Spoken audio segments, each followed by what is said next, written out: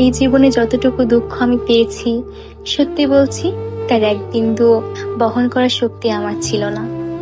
কখনো চাইলেই কাঁদতে পারিনি, কখনো কারো কাঁধে মাথা রেখে বলতে পারিনি আমি ভালো নেই। তাই নিজের ভেতরেই সব জমিয়েছি, হাসি মুখের আড়ালে, নীরবতার গভীরে।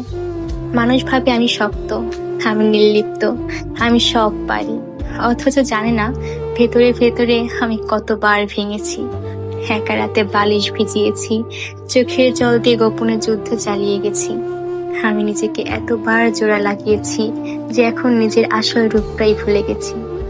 কখনো ভেবেছি হয়তো এই দুঃখগুলো সামলে নিতে পারবো, হয়তো সময় ঠিক করে দেবে সবকিছু। কিন্তু বাস্তবতা হলো আমি আয়ত্তের বাইরে দুঃখ ধারণ করতে করতে এখন নিজেই ধ্বংস হয়ে গেছি।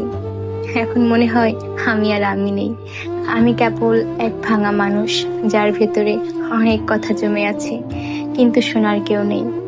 সবাই বলে খারাপ সময় সব সময় থাকে না, সময় ভালো হয়ে যাবে, কিন্তু কেউ বোঝে না সময় শুধু ক্ষত তৈরি করে, সেগুলো শুকায় না।